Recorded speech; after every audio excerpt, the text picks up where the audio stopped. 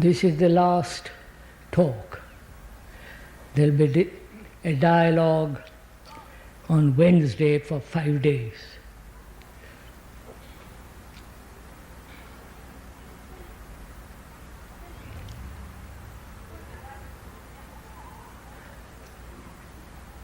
We have been talking the past 6 gatherings. We've been talking over together so many human psychological problems.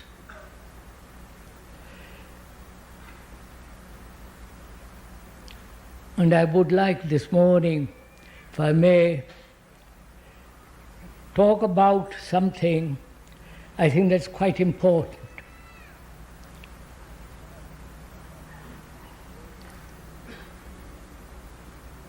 The word meditation has been so misunderstood,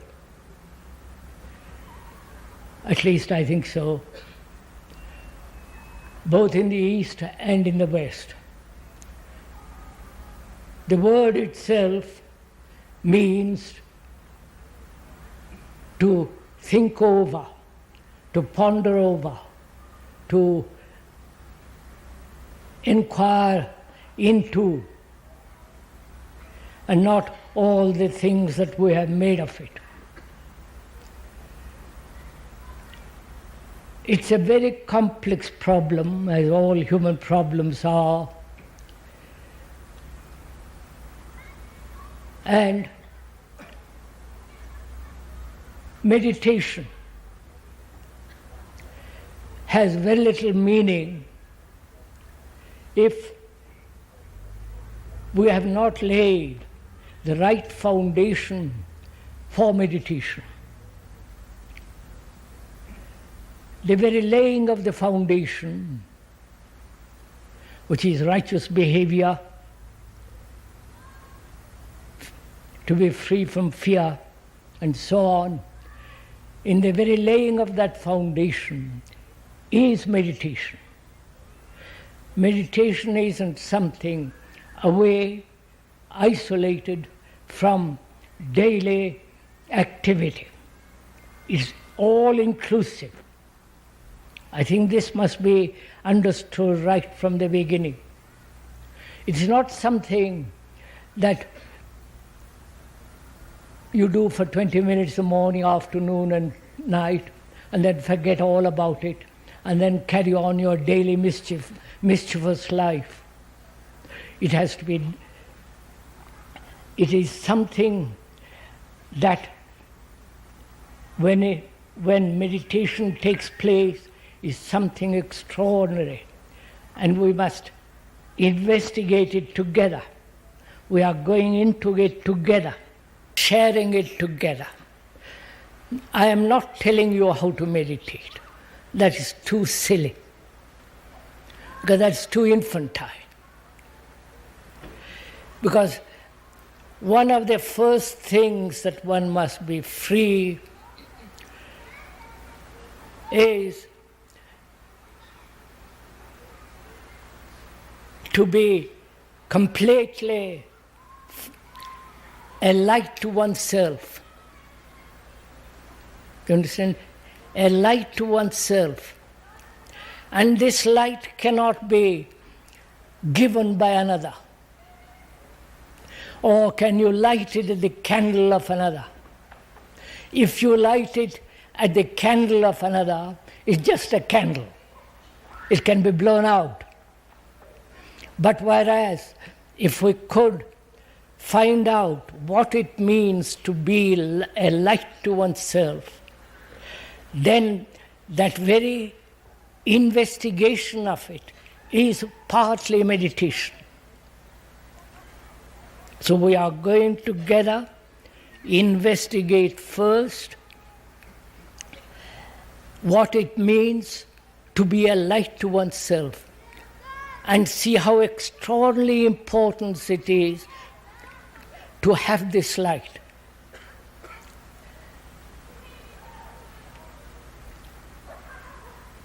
We are so accustomed, and our conditioning is to accept authority.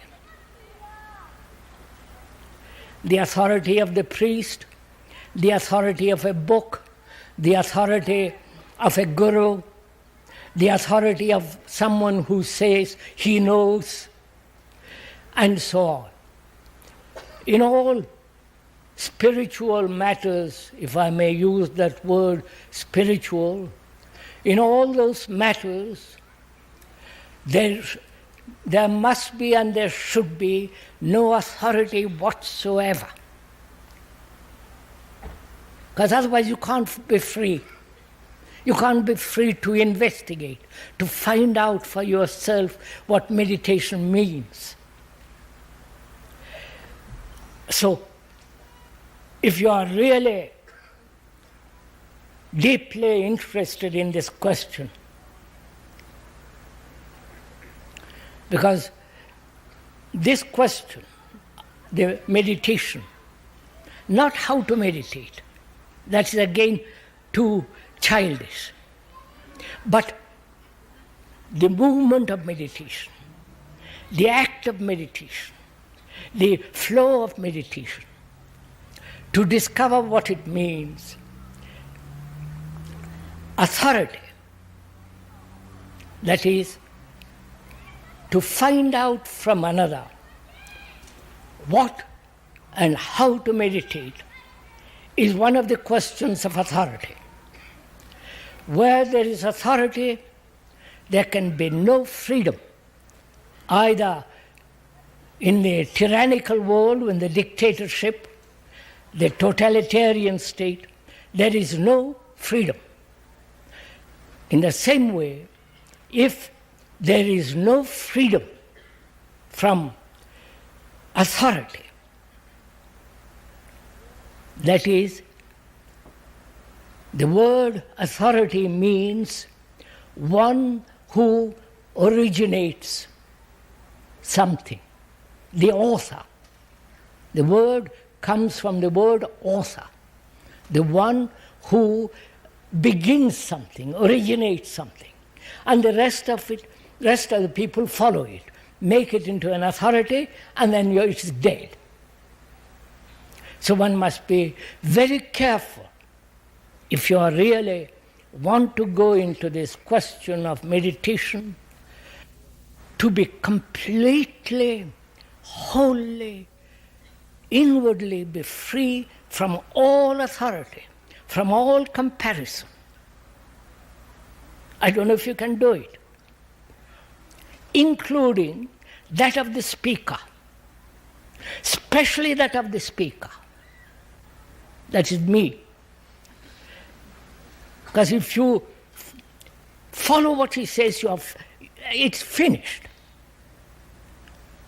Therefore, one must be extremely aware of the importance of authority in one direction, that is, the doctor, the scientist, the man who, all the rest of it, and understand the total unimportance of authority inwardly. Whether it is the authority of another, which is fairly easy to throw off, or whether it is the authority of your own experience, knowledge, conclusion, which becomes your authority, which then becomes your prejudice. So one must be equally free from the authority of another, and also one must be free from conclusions, which becomes one's own authority, from one's own experience. Shall you go into that word experience presently? From one's own understanding. I understand, therefore I'm right. All that, those are forms of authority. You understand how difficult this is going to be if you really want to go into this extraordinary, complex question. Otherwise, you can never be free from, never be a light to yourself. When you are a light to yourself, you are a light to the world. Because the world is you and you are the world. I wonder if you see that.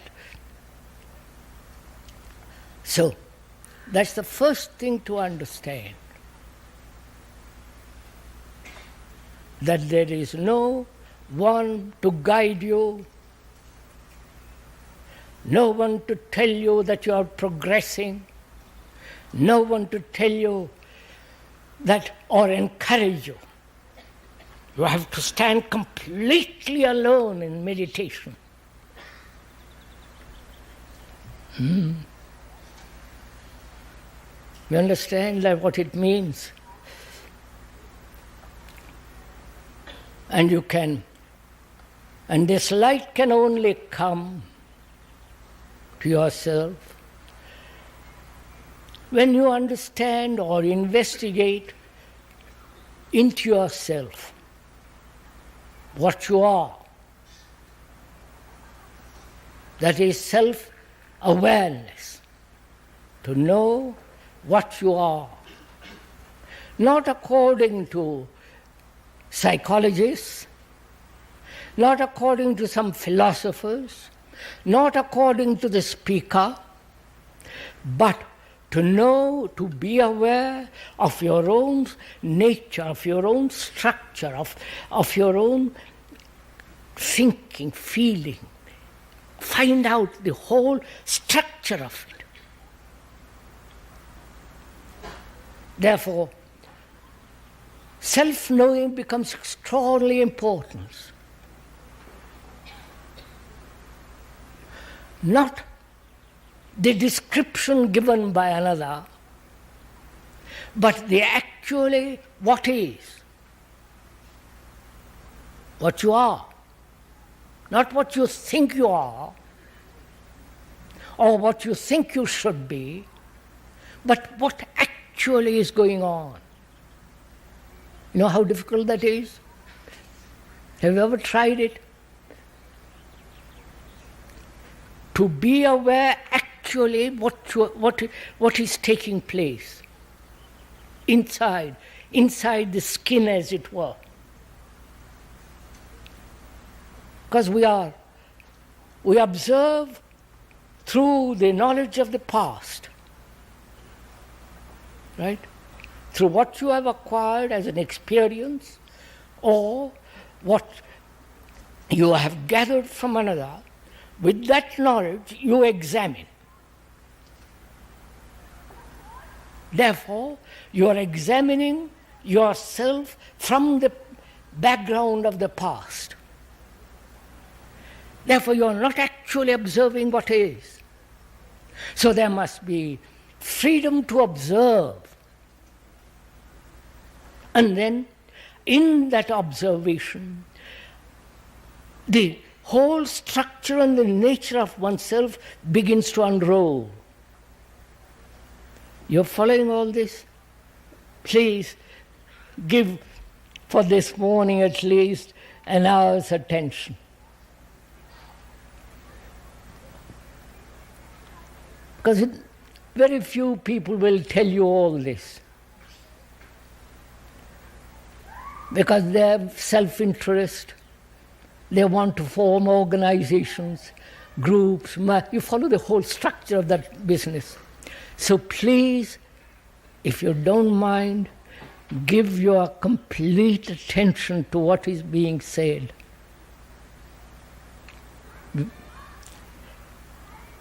So to understand oneself, there must be observation. And that observation can only take place now. And the now is not the movement of the past which observes the now. See the difference?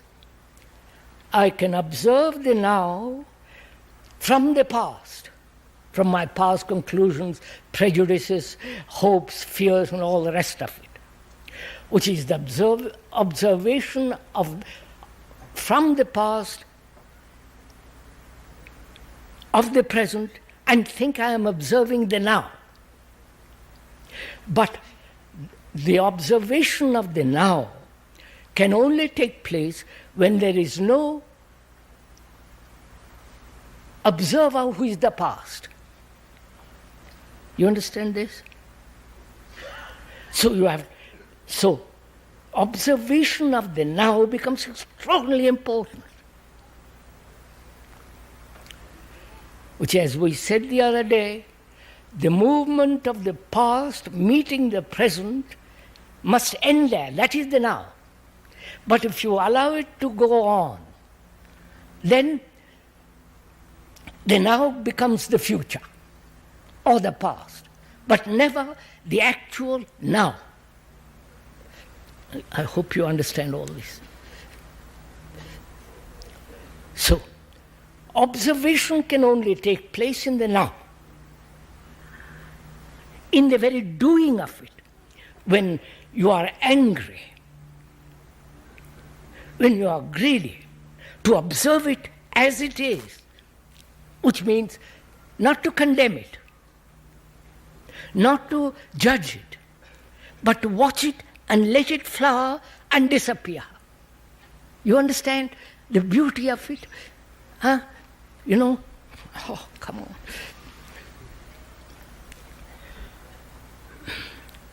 We are accustomed to, or traditionally, we are educated to suppress or to move it in a certain direction. What we are saying is to observe your anger, greed, your sexual demands, whatever it is,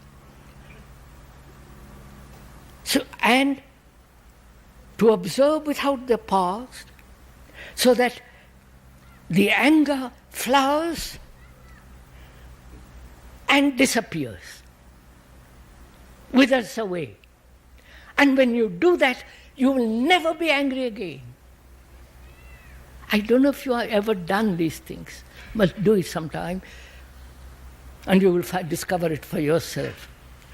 To allow, through observation, in which there is no choice, just to observe your greed, your envy, your jealousy, whatever it be, and in the very observation of it, it is flowering and undergoing a radical change. The scientists are saying too that when you examine through a microscope, the very act of observation of the cell or what it undergoes a change. You understand this? The very observation without the background brings about a change. You understand? So, to be aware of oneself without any choice and to see what is actually happening in the now is to allow the whole movement of the self, the me, to flower, and as you observe, it undergoes a radical transformation. If there is no background, if there is no observer who is the background. You've got this somewhat? I've understood it, sir? Good, go at it.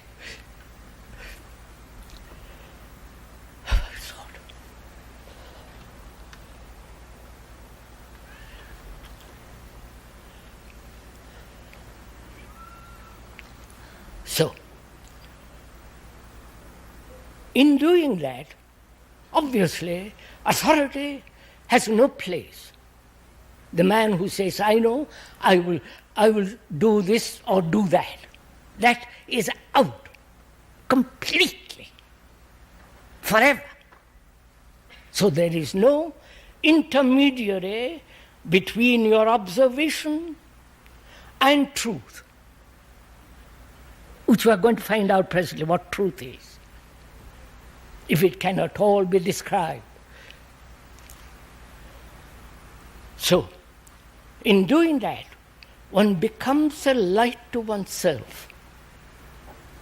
So that you don't ask anybody at any time how to do something. In the very doing, which is the observing, there is the act, there is the change.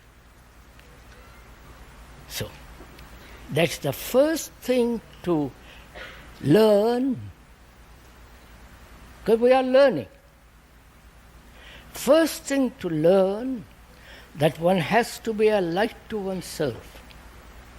And it is extraordinarily difficult to resist the tradition that you must be guided. You understand? That's why gurus from India are multiplying like ugly mushrooms all over the world. Please, sorry,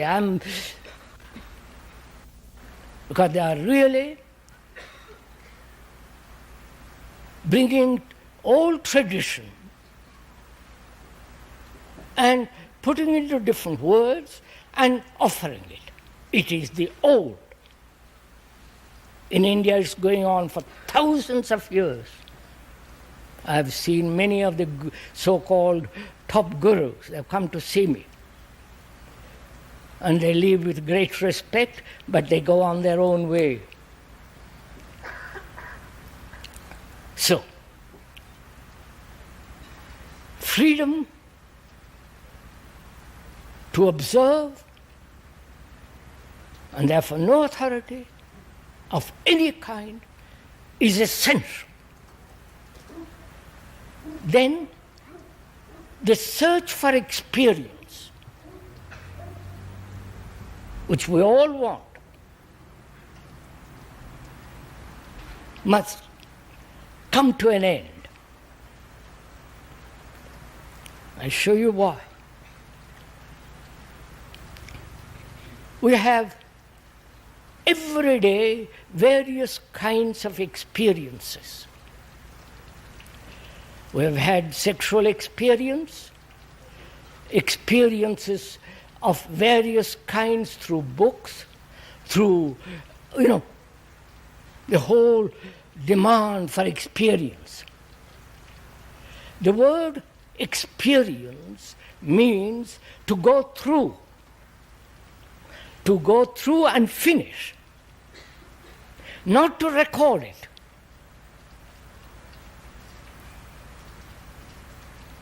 The recording of it becomes a memory, and that memory distorts observation. Say, for instance, if one is a Christian, you have been conditioned for 2,000 years in all your ideologies, beliefs, dogmas, rituals, saviors, and you want to experience that which you call whatever it is. So you will experience it, because that's your conditioning. As in India, there are various forms.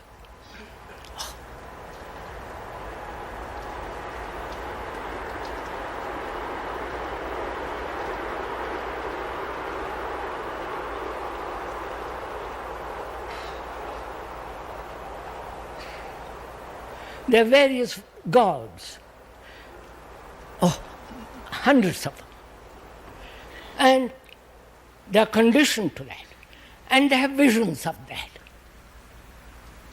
Because they are, according to their conditioning, they see. So, the demand for experience, when we are bored with all the physical experiences, we want some other kind of experience. The spiritual experience, the greatest demand for, to find out there is God, to have visions and all the rest of it. You will have visions, experiences according to your background. Obviously, because your mind is conditioned that way. And to be aware of that and to see what is implied in experience. What is implied in experience? There must be an experiencer to experience, right? The experiencer is all that he craves for, all that he has been told, his conditioning. And he wants to experience something which he calls God or nirvana or whatever it is. So he will experience it. But the word experience means recognition. Recognition implies that you already know. Therefore, it's not something new. So, a mind that demands experience is really living in the past, and therefore can never possibly understand something totally new, original. So there must be freedom from that urge for experience. Do you understand? You know, this is going to be tremendously arduous to go into this kind of meditation, because we all want rather easy, comfortable, happy, easy-going life. And so when something difficult or which demands your attention, your energy, you say, well, that's not for me, I'll go another way. So, no authority, no demand for any kind of experience. That means there is no experiencer. You understand?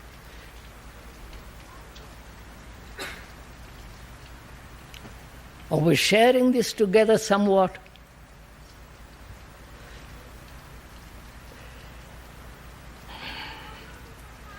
Then, to observe your fears, your pleasures, the sorrows, and all the complexities of daily living in relationship. To observe all that.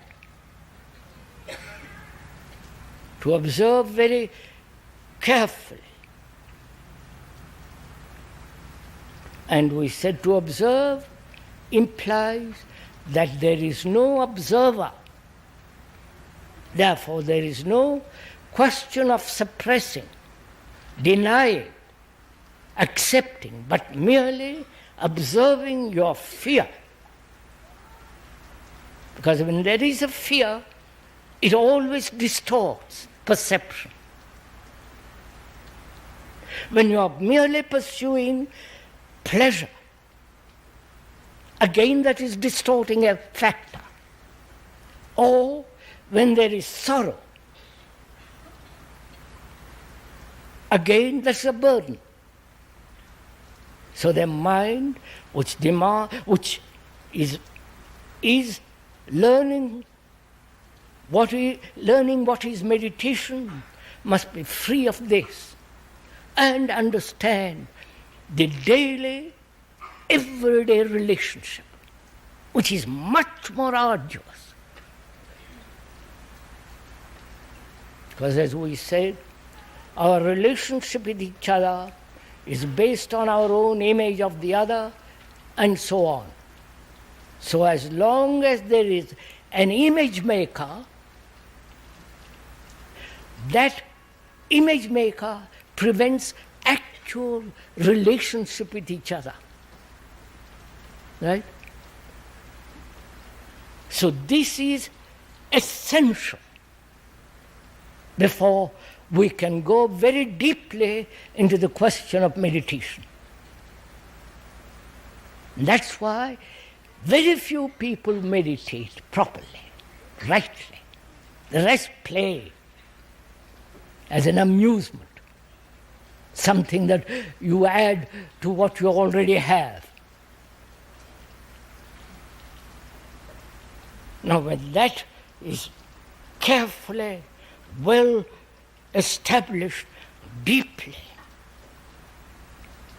which is part of meditation, then we can proceed to find out whether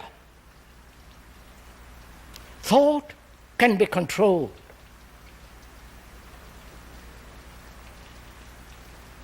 You understand?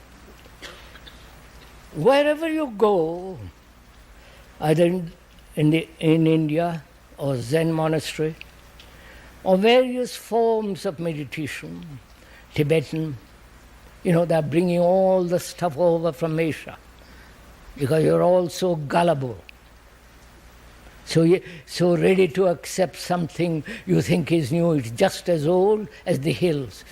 You give up Christianity and take on that burden. You follow, it's the same old game. So the question is whether thought can be controlled.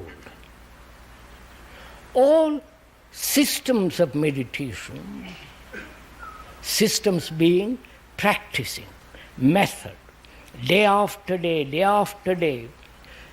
they all assert that thought must be controlled. Because thought is the disturbing factor for a still mind. Do you understand all this? Are we meeting each other somewhere? Is there a common ground between us? Right. So thought, they say, must be absolutely held so that it cannot possibly chatter, go off.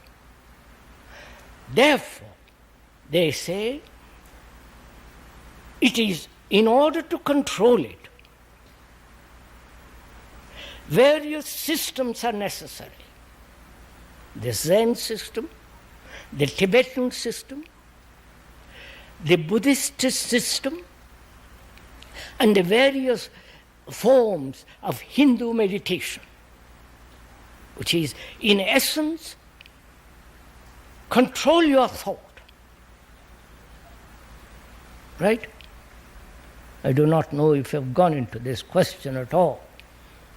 If you have, and if you have read something about it, or listened to if you have gurus, and I hope you have none of you have any gurus, at least you won't at the end of the talk.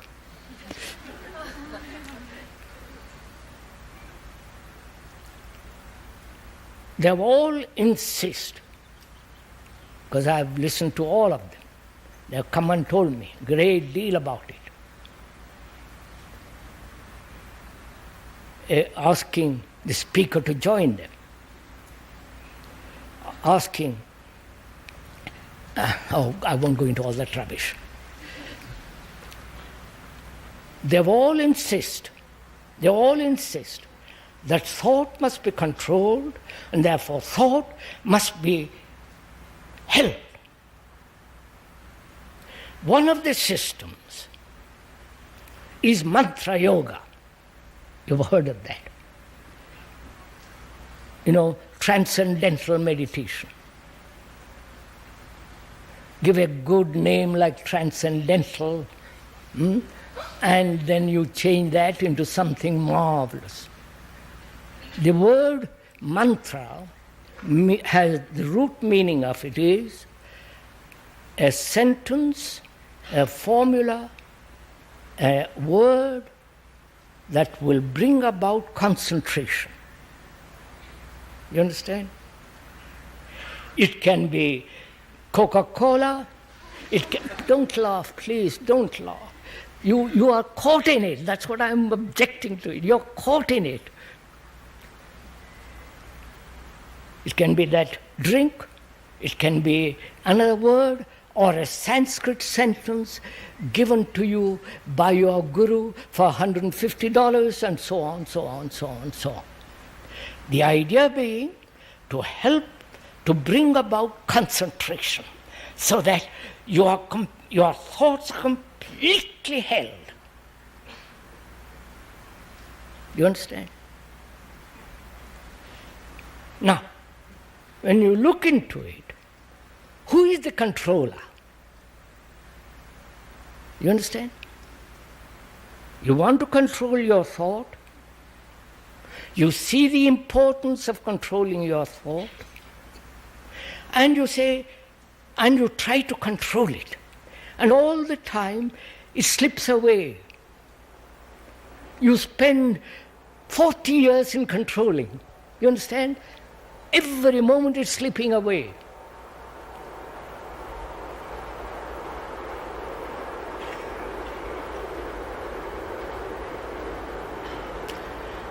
So, you have to inquire, who is the controller? And why is it so important to make such tremendous effort to control? Effort. You follow? Which means conflict between the thought that moves away and another thought to say, I must control it. Which is a battle all the time, struggle, conflict. All that goes on. So we must inquire into who is the controller. You understand? Is not the controller another thought? Right? So one thought which assumes the dominance says, I must control the other thought. One fragment trying to control another fragment. Please see this very carefully, because if you don't see it, what we are going to, you will then miss it. That is, thought has divided itself as movement, chattering, thinking about various things. When you want to look at something, concentrate, it goes off thinking about your shoes or something or other. And there's another thought which says, I mustn't do that, I must control it. So both are thought. One assumes the dominance and tries to suppress the other. See this.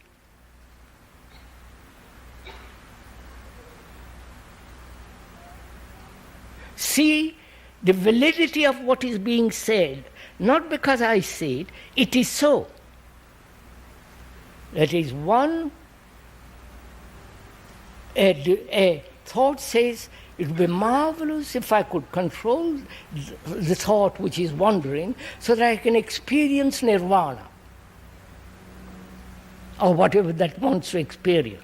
So, there is a division, please observe it, between the controller and that which needs to be controlled. And so there is a conflict between the controller and the controlled.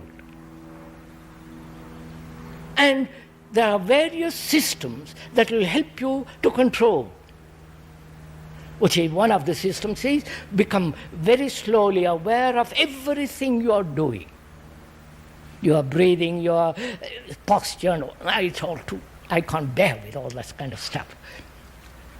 So, what is important is to find out whether there is only thinking, not the thinker and the thought. And so the thinker controlling thought. So there is only thinking. You understand? Whether you think about bootlaces or about God or about your wife or about some future happiness, whatever it is still thinking. So we are concerned not with how to control thought, but what is the whole process of thinking. Now, if one is aware of all that, then there is only thinking. You understand? Not the thought which is wandering and the controller which says, I must control it. So there is only thinking. Why should it stop? You understand? If there is only thinking, why should it stop? So, thinking is a movement, isn't it? Thinking is a movement. Movement in time. From here to there and so on. Thinking is a movement as time. Now, can that time come to an end? That is the question, not how to stop thinking. Have you understood my question first?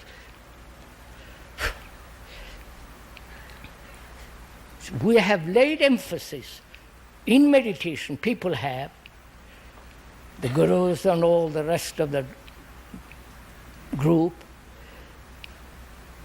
have laid emphasis on control. Where there is control, there must be effort. There must be conflict. There must be suppression. And where there is suppression, there are all kinds of neurotic behavior and so on, so on, so on. So is it possible, please listen, is it possible to live without any control? Do you understand? Which doesn't mean to do what you like, be completely permissive. You understand?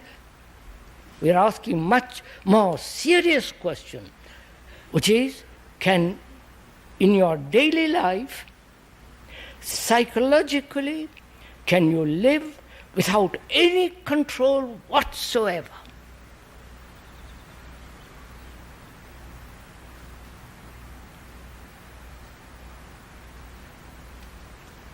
You can. We have done it. I am not, please, this is a very, very serious thing, because we don't know a life in which there is no shadow of control. We all know only control.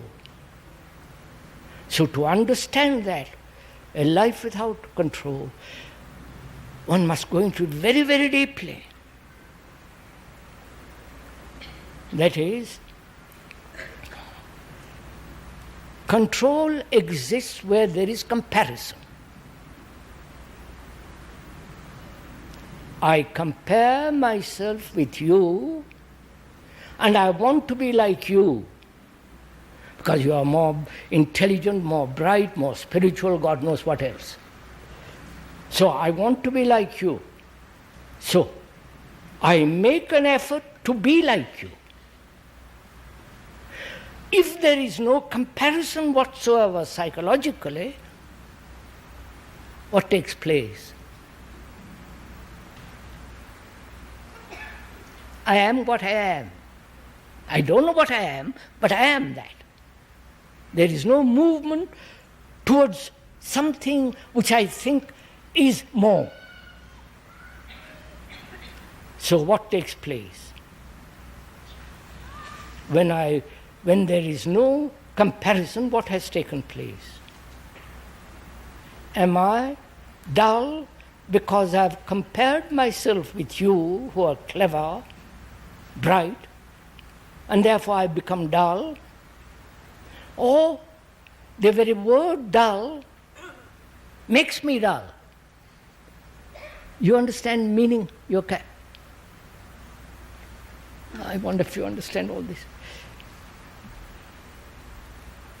You know, when we go to a museum, we look at various pictures and we compare Michelangelo, various artists, and say this better than that. We are traditionally trained that way. In the school we are saying you must be better than A. And you struggle to be A. And college examinations and the whole movement of that is comparison. Make effort. Now we are saying, when you understand the movement of measurement,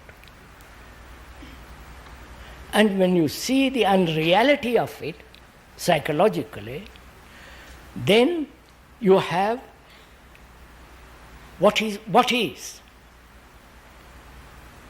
You understand? You have exactly what is. You can only meet what is when you have energy. That energy has been dissipated in comparison. Right? So now you have that energy to observe what is, to observe the now with that energy. Therefore, what is now undergoes a radical transformation. So, thought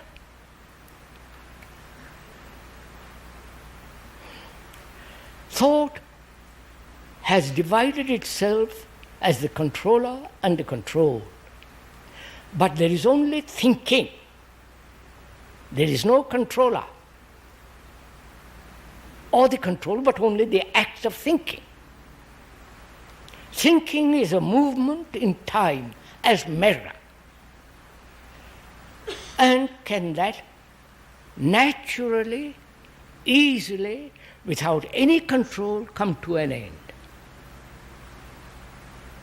You understand my question? When I make an effort to bring it to an end, thinking is still in operation. I've deceived myself by saying the thinker is different from the thought. So my question is entirely different, which is, there is only thinking. The thinker is the thought. There is no thinker if there is no thought. And therefore, can this thinking, which is a movement in time, come to an end? Which is, can time have a stop? Now, I'll show you, if you go into it.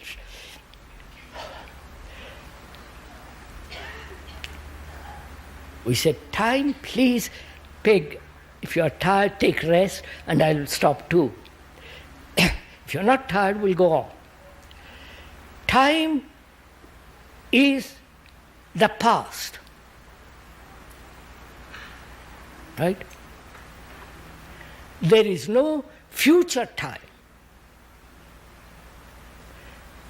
There is future time only when the past meets the present, modifies it, and moves on. So, time is a movement from the past, modified, but still moving on. We are saying that movement must stop. You understand? Which is the whole movement of knowledge. Right? Which is the whole movement of that which has been known. Unless you are free from that movement, there is no freedom to observe the new. You understand? So we are saying that movement must stop. Now, you can't stop it by will, which is control. You can't stop it by desire, which is part of your sensation, thought, image. And so how is this movement to come to an end? Naturally, please, naturally, easily, happily, so that it comes to an end without your knowing.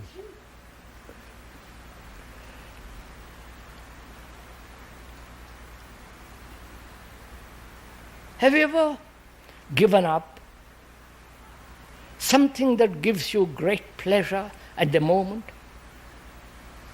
Drop it. Instantly. Have you ever done it? You can do it with pain and sorrow. I'm not talking of that. Because you want to forget it, put it away.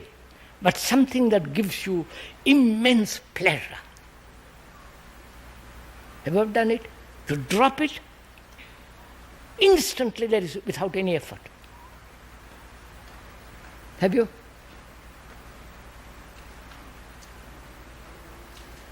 I show you. Which is,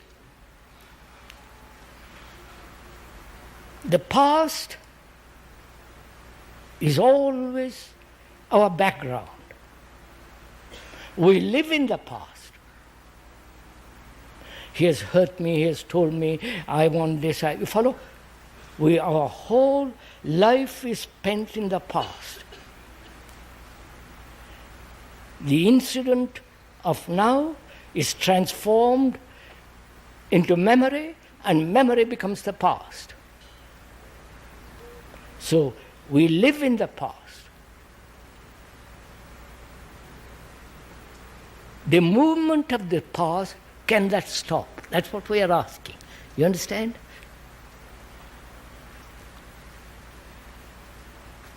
Now, it can stop only, this is not a trick.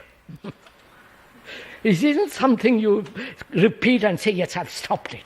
That's too damn silly. It means that the past, which is a movement, and the now, which is non-movement. You understand? You have understood this? I just discovered something.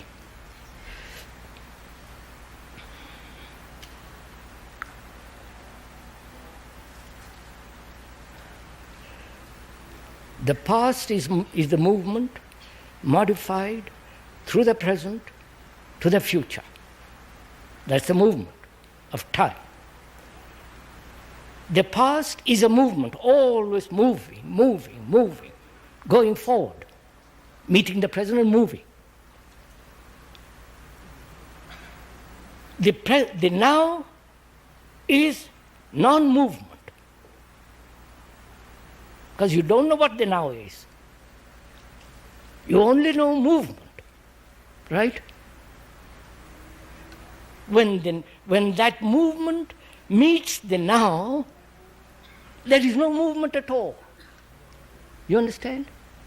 No, please, this is not a verbal communication. This has to be felt, known deeply, understood.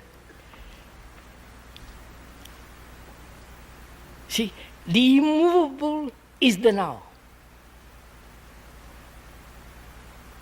The now is the past meeting the present. We said that, remember?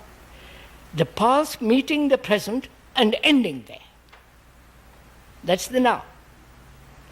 So the movement of the past meets the now, which is immovable, and stops. You understand? So, thought, which is a movement of the past, meets the present completely and ends there. This has to be meditated over, thought over. You'll go into it. So the next thing is,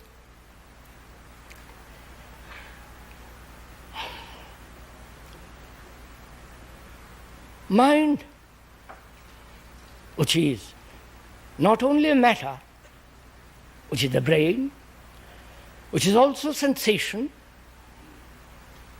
which is also all the things that thought has put into that mind, which is consciousness. In that consciousness, there are all the various unconscious demands. And we are asking, can that totality of consciousness be observed as a whole. Not fragment by fragment. You understand my question? Because if we examine fragment by fragment, it will be endless. It is only when there is an observation of the totality there is an ending to it, or leading to something else. You understand? So can this totality of consciousness be observed totally?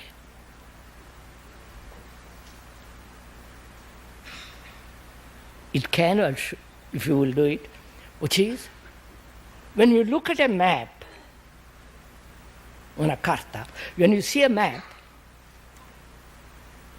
you are looking at it with the desire to go to a certain place. So there is a direction. So when you are seeking a direction, it's very simple. Right? That you are in this town, you want to go to Bern or Zurich or Geneva, whatever it is, and you go, the direction is there. So, to observe the whole map is to have no direction. That's simple. Isn't it? See how simple it is, for God's sake, don't make it complex. So in the same way, to look at this whole consciousness is to have no direction, which means is to have no motive. Because the moment when you look into a map, you want to go from here to there, you have a motive for going there. You have pleasure, or you want this or that. So, your motive gives the direction. But when you can observe, to observe totally yourself or your consciousness, is to have no motive and therefore no direction. Then you see the whole, as you see when you look at a map wholly. Right? You don't misplace Germany where Italy, or Italy where England is. So you look at the whole map when there is no direction, which means no motive. So to observe your consciousness wholly, there must be no motive, no direction. And is that possible? When you have been trained to everything to do and to act with a motive.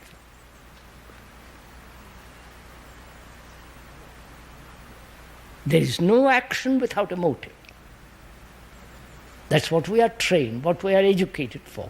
All our religions, everything saying you must have a motive. But the moment you have a motive, which is either pleasure or pain, reward or punishment, that gives you a direction, and therefore you can never see the whole. If you understand, see that actually, then you have no motive.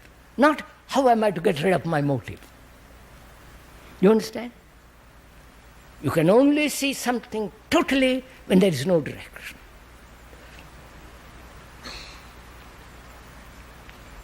All this is part of meditation, you understand? So that there is no center from which a direction can take place. You understand? The center is the motive. If there is no motive, there is no center. And therefore no direction. Therefore, what then? Then there are all these systems of yoga. You know what yoga means? Yoga means to join. I think, I've been told too, it is quite a wrong meaning. That originally, as I suspected, something totally different, which is total harmony.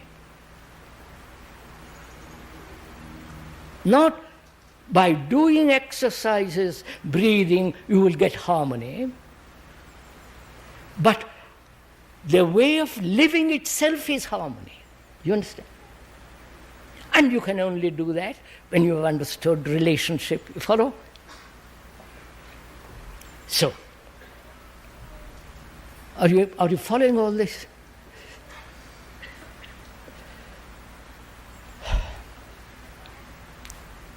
So the mind, I must go into something else too here. In doing all this, in living that way daily, you have certain powers. You understand? What the in Sanskrit call siddhis, which is you have become clairvoyant. Because your body becomes astonishingly sensitive. Your mind becomes very clear. You can read other people's thoughts. You have certain capacities which you have never had before. Telepathy and all the rest of it. Now, we have been through all that. But to be caught in any of that, you can't go further. You understand? There's no move. No, I won't say move. If you're caught in all that rather childish stuff, it is quite childish. If you have a very sensitive body, you understand? You can almost hear what people say, think, all that. And gives you certain powers, certain capacities. But if those become important, then you have lost the whole thing. And also they are now talking about, unfortunately, these people that know nothing, talking about Kundalini and all. I won't go into all that. So, now the mind is prepared. You understand? Is prepared to observe without any movement. You got it? Because you have understood authority, you have understood all the rest of it. I won't go into all that. To stand completely alone, to be a light to yourself, therefore no impingement. Therefore, the mind is not registering the brain, which we went into the other day. So the mind now is without a single movement. Right? Therefore, it is silent. Not imposed silence, not cultivated silence, which is, you understand, it's no meaning, but a silence that is not the result of stopping something, stopping noise. You understand? It is a natural outcome of the daily living. And the daily living has its beauty. And this beauty is part of this non-movement. I must talk about beauty.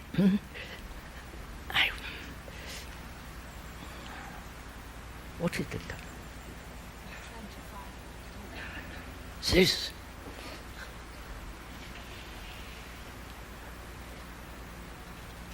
We'll talk. Maybe we'll talk another 10 minutes more. I talk and you listen. If you are sharing with me, what is beauty?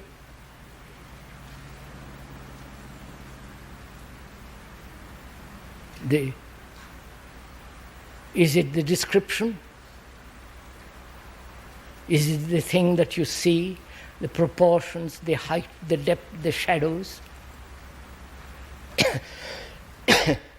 a picture by Michelangelo or the statue of his, what is beauty? Is it in your eye or it is there, out there?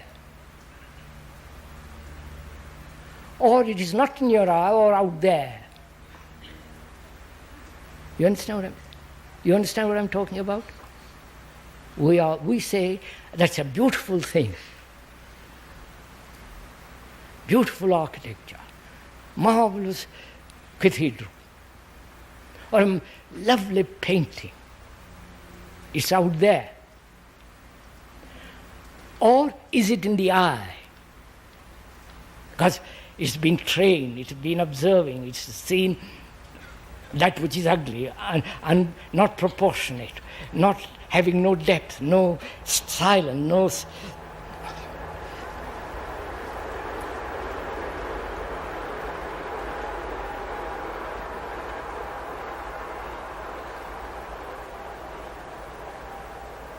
Is it out there, or is it in the eye, or it has nothing to do with the eye, or with that outside? I'm asking you.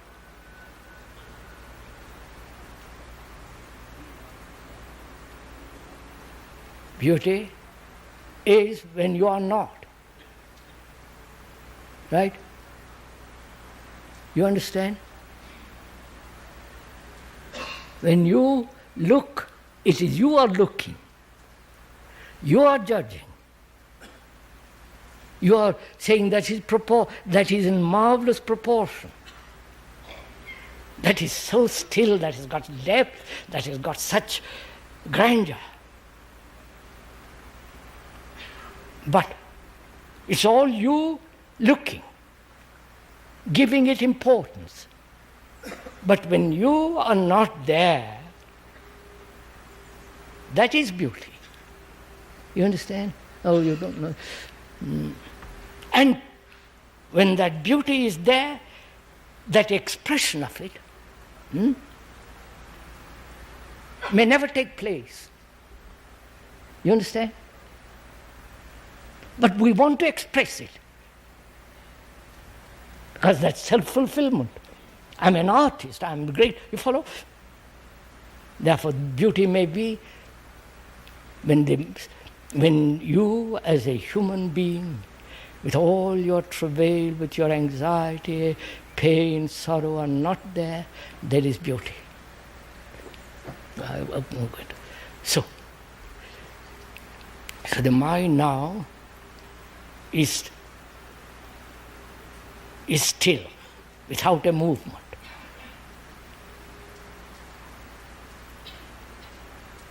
Then you ask, then when investigating, not investigating, because all investigation, all movement has stopped.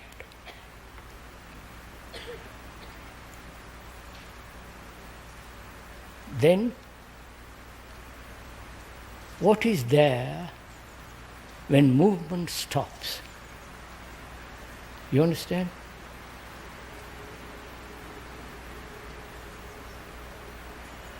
Is compassion a movement? One is compassionate, one goes and does something for another, goes to some Indian village or some village and helps the people because you are compassionate. So all that is various forms of sentimentality, affection and so on, but we're asking something much more important, which is when there is no movement of the mind, no movement, then what takes place? What is there? We're asking, is it compassion? Or is it beyond all that? Which is there something that is totally original and therefore sacred? You understand? Because we know, we don't know what is sacred. Our images are sacred. Whether you go to a church or a temple or a mosque, our images are sacred. But the images are put together by thought. So thought is material process, movement. So when there is no movement, is there something totally original, totally untouched by humanity, untouched by all the movement of thought? Therefore, that may be that which is original and therefore most holy. Do you understand? This is real meditation. To start from the very beginning, not knowing. Please, if you start with knowing, you end up in doubt. You understand? If you start with not knowing, you end up with absolute truth, which is certainty. I wonder if you capture this. Because we began by saying we must investigate into ourselves, and ourselves is the known, therefore empty the known. So from that emptiness, all the rest of it flows naturally. So where there is something most holy, which is the whole movement of meditation, then life has a totally different meaning. It is never superficial, never. You may have 10 suits or a house, but if you have this, nothing matters. Well, so that's it.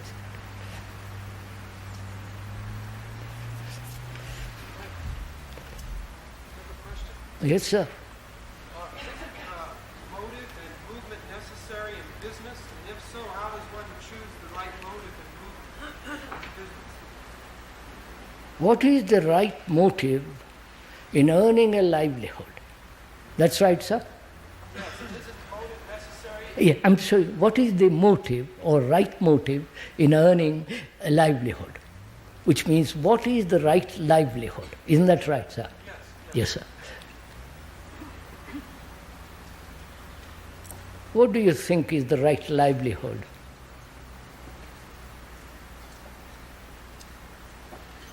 Not what is the most convenient, not what is the most profitable or enjoyable or gainful. What is the right livelihood? Now, how will you find out? Please just listen. What is right? Before you ask, what is the right livelihood? What is right? The word right means correct, accurate. You understand, sir? Accurate. It cannot be accurate if you do something for profit or pleasure, right? Accurate. Therefore correct. Therefore right. Now what is the right? What is right? Now, just a minute. This is again very complex thing. Everything thought has put together is reality. Right? The tent has been put together by thought. It's a reality. The tree has not been put together by thought. It's a reality. The illusions are a reality. The illusion that one has, the imaginations, all that, is a reality. And the act from that illusions is neurotic, which is a reality. So you must see first, when you are asked this question, what is right livelihood, you must understand what is reality. Right? Reality is not truth. We'll go into that a little later, if we have time. So there is reality. Now what is correct action in this reality? You follow? Now, how will you discover what is right in this reality?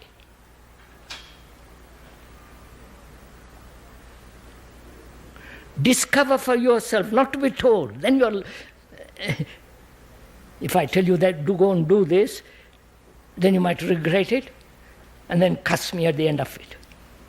So you have to find out what is the accurate, correct, right action or right livelihood in the world of reality. Reality includes illusion. Don't escape, don't move away illusion and the activities of illusion. Like belief is an illusion, and the activities of belief is neurotic. Believing in nation and all the rest is another form of reality, but an illusion. So, taking all that as a reality, what is the right action there?